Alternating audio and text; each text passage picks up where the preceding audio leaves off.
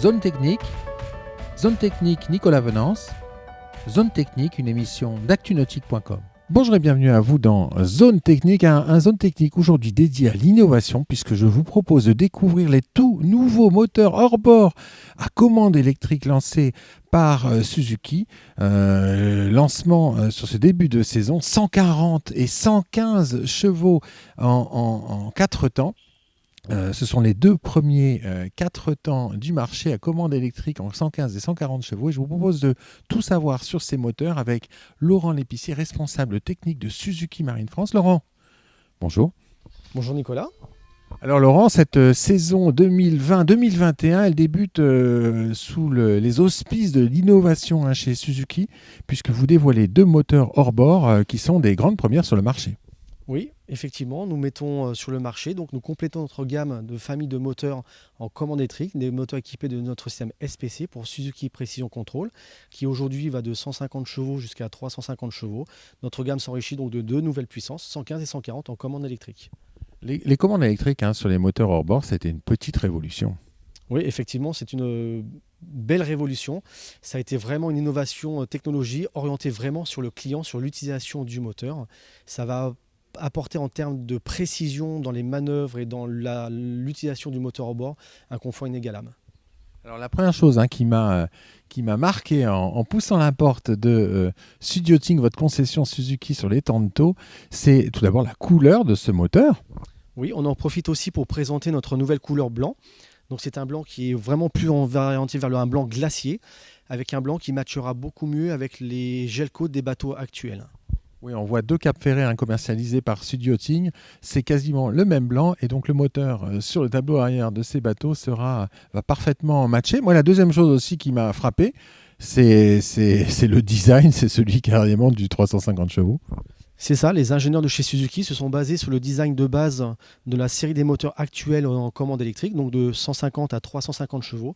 Et la forme du capot et des cuvettes reprennent exactement le design, le même concept de design que sur les moteurs de plus forte puissance en commande électrique. Bon, vous allez nous l'ouvrir ce moteur et vous allez nous le présenter. Allez, je vous propose de vous présenter maintenant les points technologie, les innovations technologiques qui ont été apportées sur ce moteur.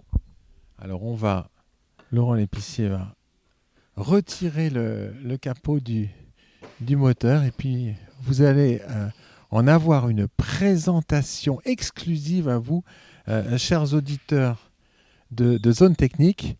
Alors, comment il se présente ce bloc ? Alors le bloc moteur par lui-même, l'architecture du bloc moteur, c'est le bloc que nous connaissons tous. C'est le bloc actuel du 115-140A qui est en commande mécanique. L'architecture, donc 4 cylindres en ligne avec une cylindrée de 2 litres 0,44. Mécaniquement, purement, les modifications qui ont été faites sur ce moteur, c'est l'augmentation du taux de compression. On passe d'un taux de compression standard de 9,5 à un taux de 10,6. Ça sert à quoi d'augmenter le taux de compression d'un moteur ? Alors, ce taux de compression augmenté va permettre d'avoir plus de couple au moteur. Donc le moteur sera un moteur qui sera beaucoup plus coupleux à mi-régime et il aura une meilleure force de traction. Les autres innovations majeures sur ce moteur-ci, ça va être tout ce qui est robotisation de l'embrayage, donc de le changement de vitesse et l'ouverture du volet d'air. Je vous propose, voilà, donc ce système a été fait ici grâce à des actuateurs. Ici, je vous présente l'actuateur qui va servir à ouvrir le volet d'air. Par le passé, en fait, c'était un câble mécanique qui passait du tableau de bord vers le moteur et l'action d'accélérer le moteur à la main, on poussait ou on tirait sur un câble qui venait nous ouvrir mécaniquement le volet d'air. Maintenant, ce volet d'air, ici, il est robotisé avec un moteur électrique et c'est le boîtier électronique grâce à un signal électrique qui va lui donner l'ordre de s'ouvrir ou de se fermer. Nous allons voir la même chose sur l'embrayage. Ici, vous allez avoir l'actuateur qui va servir à embrayer le moteur. Pareil, l'embrayage du moteur, par le passé, était un embrayage mécanique, donc c'était le boîtier de commande à distance, le geste mécanique du pilote. Lorsqu'il a embrayé le moteur, on tirait sur un câble qui nous permettait de tirer sur l'embrayage pour mettre le moteur en marche avant. Maintenant, tout ceci a été robotisé. Donc le moteur est équipé de notre système SPC, donc ça va être un moteur qui va être très facile à connecter au reste du bateau. On ne va plus avoir de connexion par câble entre le moteur et le tableau de bord. On va utiliser un kit pre-in, ce qu'on appelle SPC, avec nos jauges multifonctions et les boîtiers de commande à distance. Voilà, donc le boîtier de commande à distance ici, c'est le boîtier SPC. Le moteur sera livré aussi avec une clé système de démarrage sans clé keyless. Et juste au-dessus, vous allez avoir la jauge multifonction MFG 4 pouces. Vous pouvez aussi bien sûr avoir en option nos écrans SMD qui sont disponibles en taille de 7 pouces jusqu'à 12 pouces. Ces écrans voilà, reprennent bien sûr tout ce qui est cartographie moteur, mais aussi tout ce qui est profondeur, de sondeur, température d'eau de mer. Vous pouvez avoir aussi tout ce qui est navigation, mettant des cartes de navigation et GPS. On va retourner sur le moteur. Après, au niveau des innovations technologiques, on va avoir en modification par rapport à la même version en commande mécanique. Bien sûr, à part le haut taux de compression, on va avoir un collecteur d'admission d'air qui va être, lui, en plastique. Ah, c'est nouveau ça, et il y a un énorme avantage en fait à le faire. Oui, bien sûr, le fait d'avoir un collecteur on va nous permettre de gagner du poids sur le moteur.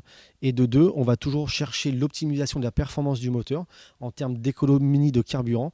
Ça va vraiment pallier à ça. Ça va nous permettre justement de répondre à cette exigence-là, du fait que l'aluminium aura plus la capacité d'aspirer la chaleur dégagée par le moteur, donc de faire réchauffer l'air qui passe à l'intérieur, alors que le plastique, lui, sera moins impacté par la température de fonctionnement du moteur. Donc l'air d'admission sera toujours un peu plus basse qu'elle n'était avant. Ça nous permet bien sûr d'économiser du carburant.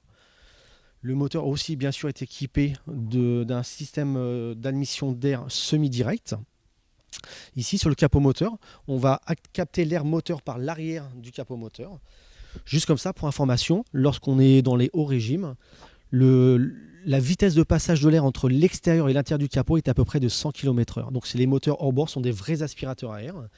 Un système d'admission d'air semi-direct va pouvoir amener un brassage de l'air dans le capot moteur. C'est-à-dire que grâce à ce système-là, l'air d'admission va être déflecté de l'intérieur du capot moteur vers le bas du moteur. Ici, l'air d'admission arrive par le haut.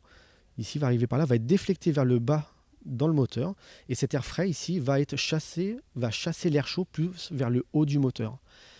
Sur le haut du moteur, on va voir notre volant moteur. Ce volant moteur ici a une nouvelle conception. Il y a un nouveau design de ventilation, on peut appeler ça de ventilateur sur le volant moteur. Le volant moteur, de fait qu'il va tourner, il a des ailettes spécifiques dessus, on va brasser de l'air, donc ça va vraiment se servir de ventilateur. Ce ventilateur va aspirer l'air chaud du moteur qui est dans le compartiment haut du capot moteur et va évacuer tout cet air chaud à l'extérieur du capot moteur. Ici, sur le capot moteur, vous pouvez voir, vous avez des sorties de chaque côté et ces sorties servent à évacuer l'air chaud du moteur. Oui, quand on met d'ailleurs, on navigue et qu'on met ses mains à hauteur de ces sorties, c'est vraiment chaud. Oui, bien sûr, on a vraiment un brassage, on évacue vraiment l'air chaud du moteur à l'extérieur afin d'avoir une température d'air d'admission qui est optimisée, toujours dans le but d'économiser du carburant pour respecter les normes anti-pollution les plus strictes possibles. Autre innovation sur ce moteur en termes de passage d'air. Sur un moteur hors bord, ce qui fait le plus de bruit, ça ne va pas être l'échappement, comme on peut tous le croire, ça va être vraiment les bruits d'air, d'aspiration d'air. Pour pallier à ce système-là, Suzuki a déjà commencé à travailler sur ce point-là, sur d'autres puissances. Les premières puissances qui ont utilisé ce système-là, ça va être les 150, 175, 200 AP. On a eu après le 25-30A en injection d'essence. Finalement, nous avons aussi le 350, 325 et 300B avec un système de résonance dans le capot moteur afin de faire vraiment chuter les hautes fréquences d'admission d'air. Ce moteur 115-140B va être équipé aussi d'un nouveau système de résonateur qui va permettre d'avoir un bruit d'admission d'air adouci qui sera beaucoup plus confortable en navigation. Et je pense que Nicolas, tu as pu le tester hier et c'est vraiment efficace comme système. Effectivement, sur les 115 et 140 chevaux, les moteurs sont extrêmement silencieux, même à haut régime. Alors, il y a une chose qui est étonnante, c'est que dans ce résonateur, en fait, il n'y a pas de matériau d'isolation phonique. Non, il n'y a pas de... Comme on a pu l'avoir sur le 25-30, où on avait une boîte avec un filtre à air qui n'était pas là pour filtrer les particules, mais vraiment pour atténuer le bruit d'admission d'air. Là, ce n'est qu'une boîte avec des chicanes et avec un design spécifiquement étudié pour faire chuter les fréquences, les fréquences d'admission d'air. On va poursuivre notre tour sur les innovations proposées par ce moteur. Voilà. Après, ce qu'on va avoir aussi ici, on a le boîtier électronique du moteur. Ce fameux boîtier électronique ici, donc il va gérer pas mal de choses. Il va gérer principalement la fameuse cartographie du moteur. Petit rappel, nous, Suzuki, on est quand même leader mondial de l'injection d'essence cartographie à mélange pauvre. Donc le boîtier électronique va être là pour gérer tout ce qui est cartographie, donc l'avance à l'allumage et la quantité d'essence injectée par chaque injecteur sur chaque cylindre au bon temps moteur. Le boîtier électronique va gérer aussi tout ce qui est robotisation de l'embrayage et de l'ouverture du volet d'air. Et bien sûr, tout ce qui est alarme sur le moteur pour préserver le moteur, la température, les basses pressions d'huile et ainsi de suite. En termes de rendement moteur, la cartographie a encore été optimisée sur ce moteur-là. Nous allons travailler donc avec une cartographie à mélange pot 20 grammes d'air aspiré, on va mettre 1 gramme d'essence. Et ça en accord avec une sonde à oxygène qui est placée ici, voilà, qui va nous permettre la sonde à oxygène ici va permettre de détecter, que le boîtier électronique détecte la teneur résiduelle en oxygène dans les gaz d'échappement. Par rapport à ça, le boîtier électronique va pouvoir adapter la cartographie à la pollution du moteur. Et le deuxième capteur qu'on ne voit pas très bien, il va être derrière l'admission d'air, ça va être le capteur anti-cliquetis. Le capteur anti-cliquetis, il a 2 fonctions. Il va être là pour préserver le moteur du cliquetis et surtout, pour toujours optimiser le rendement du moteur, on va aller chercher le point optimum de l'avance sur le moteur atmosphérique, c'est lorsqu'il y a du cliquetis. Donc en permanence, le fameux boîtier électronique va aller chercher le point de cliquetis pour déterminer l'avance maximale à l'allumage afin d'avoir un rendement optimum du moteur. On poursuit notre tour des innovations. Toujours pour optimiser le rendement du moteur. Sur l'arrière du moteur, ici, on va voir un allumage à type crayon.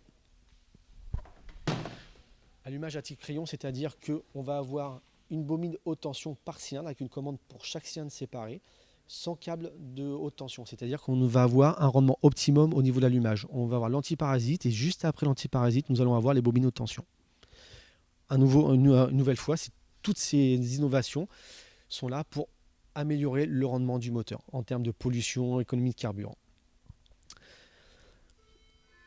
Au niveau innovation moteur, sur ce moteur par rapport à la même version commande mécanique, on a fait le tour. L'autre modification, l'autre choses qui ont été apportées en termes de confort pour tout ce qui est entretien et faciliter les entretiens sur le moteur, ça va être au niveau du filtre à huile et du contrôle du niveau d'huile. Tout ce qui est huile moteur a été rassemblé. Donc le filtre à huile a été déplacé légèrement afin d'être enlevé sans être obligé de démonter la bassine du moteur. Ce filtre à huile en plus est équipé d'un collecteur d'huile en dessous de lui afin de récupérer les huiles éventuelles qui puissent couler du filtre à huile lors du changement de remplacement du filtre à huile. Bien sûr, c'est dans le cas vraiment de la protection de l'environnement lors des entretiens. Il y a une chose qui est étonnante, hein, c'est le diamètre du capuchon de la jauge à huile. Oui, la jauge à huile a été déplacée par rapport à la version en commande mécanique. Elle a été rapprochée du filtre à huile, bien sûr pour regrouper tous les organes qui sont sur l'huile. Et en plus, son diamètre a été augmenté. On peut le voir ici. Il a été augmenté là, afin de pouvoir permettre une vidange du moteur par aspiration lorsque le bateau est à l'eau. Ça, c'est tout plaisancier comprend le gain de temps et de coût que cela représente pour l'entretien de son bateau. Oui, tout à fait. Tout à fait. Et bien sûr, avec le collecteur d'huile, c'est pour éviter de mettre de l'huile dans l'eau ou quoi que ce soit. C'est vraiment pour préserver la nature. Alors, on a parlé de l'optimisation des rendements, du gain de couple. Économie en carburant. Alors, l'économie en carburant, donc là, on va parler par rapport à une cartographie standard et une cartographie mélange pauvre Lean-Burn Suzuki. On va être entre 12 et 14% d'économie à mi-régime d'essence. C'est énorme. C'est énorme et on a pu l'en apercevoir hier, hein, le 115 sur un bateau de 6 mètres 0,5, on avait un rendement, des consommations vraiment très basses. Une des consommations, on peut dire réellement, qui est pour tout moteur sur tout bateau, lorsque l'ensemble bateau-moteur hélice est adapté, on avait un régime de 5500 tours, 5600 tours, on était à une consommation maximum de 35 litres. Ouais, c'était impressionnant et dans le silence. Et en plus, avec un silence, un bruit confortable sur le moteur. En conclusion, ils sont disponibles à partir de quand ces moteurs, Laurent L'Épicier ? Ces moteurs, ils sont en production déjà depuis un petit bout de temps, donc ils seront disponibles courant décembre, janvier 2021, ils seront disponibles à la vente. En 2 couleurs ? En 2 couleurs, voilà, le noir en couleur standard et le blanc en option. Merci beaucoup, Laurent. Merci Nicolas.